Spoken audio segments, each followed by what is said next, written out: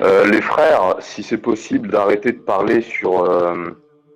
Au début, hein, je voulais bien faire ça, enfin Rachid Abou Hudayfa, tout ça, mais bon.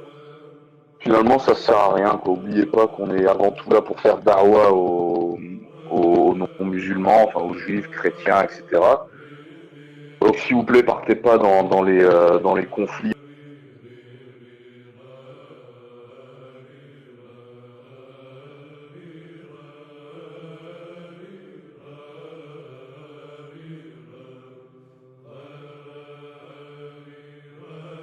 Oui, donc je vous disais, ne partez pas dans les guerres de Minhaj, ça sert à rien. On n'est pas, si vous voulez le faire, faites-le en privé, hein, voilà. Oubliez pas qu'on est là pour faire dawa avant tout.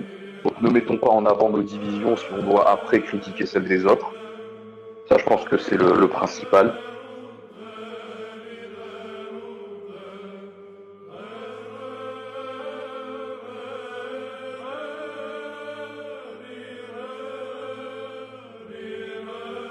Voilà. Donc, ce que je vais dire, c'est il faut pas pointer, faut pas montrer nos oppositions quand on veut pointer celles des autres après, c'est tout.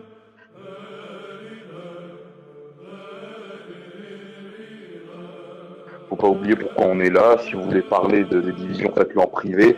Qui est soufi, qui est salafi, qui est irwani, qui est tout ça. Voilà,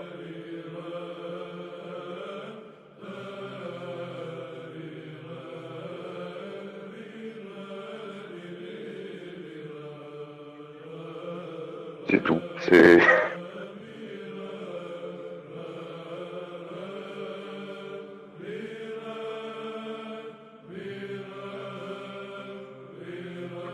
C'est logique. On est là pourquoi au final?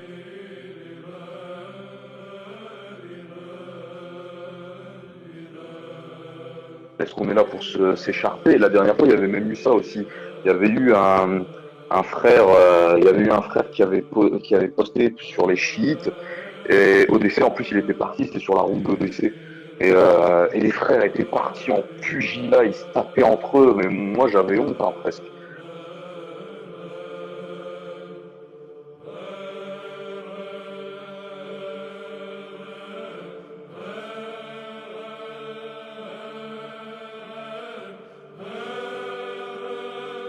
Je me disais, imaginez, il y a un chrétien qui tombe sur la roue à ce moment-là,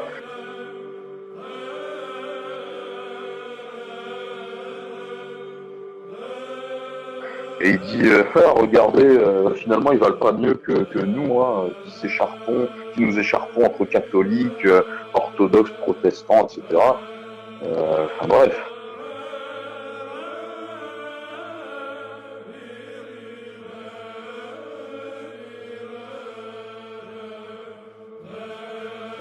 Enfin bref. Essayez de ne pas mettre en avant les fitanes, etc. Quoi.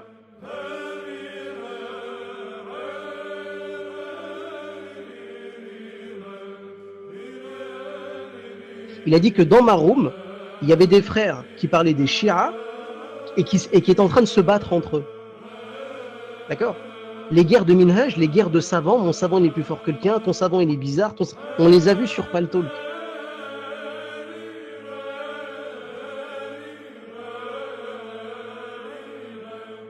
Il t'a dit que le comportement de certains musulmans sur Internet, c'est un comportement parfois de sectaire.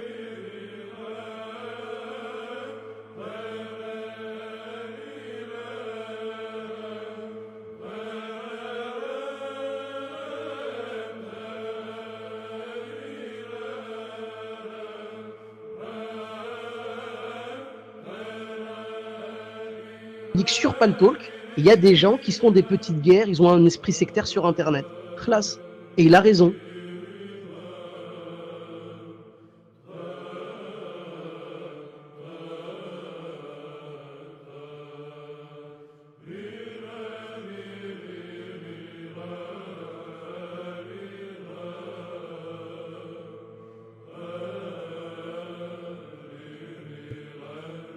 Donc ne dis pas que ça n'existe pas, Harry. Sur Pal, ça existe. Malheureusement. Voilà. Malheureusement.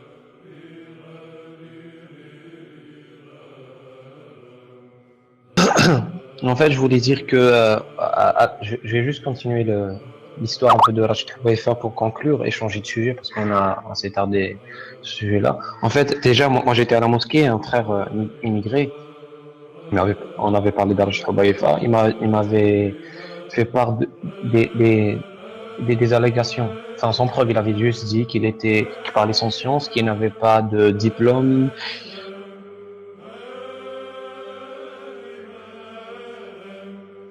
Et voilà quoi. Moi, comment dire, ça m'a pas convaincu. J'ai dit ça, c'est des jugements personnels. Tu juges la personne, le juger ses propos et tout. Après, j'ai dit, voilà, non, tu me convaincs pas. Après, une fois rentré à la maison, j'ai fait des recherches. Voilà, je suis rentré sur Google et tout. J'ai fait, voilà, j'ai cherché à propos des propos d'Al Hawaifa, j'ai trouvé des preuves.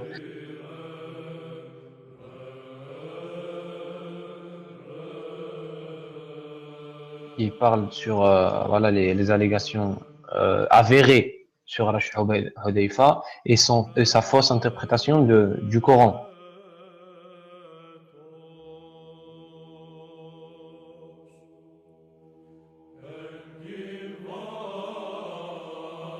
Et faire tahrif, faire interpréter quelque chose au Coran, c'est vraiment un acte grave. Je veux surtout avertir les gens à ne pas écouter n'importe qui, sinon ils vont sortir du digne. Ils vont tomber dans le shirk ou je sais pas où. Hein.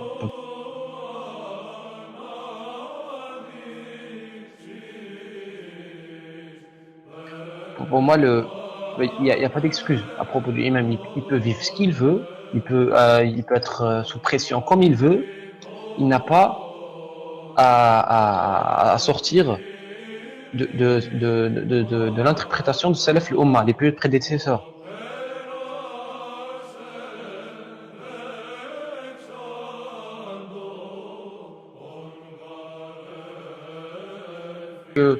C'est grave quand même de dire des choses qui ne sont pas dans le dîn.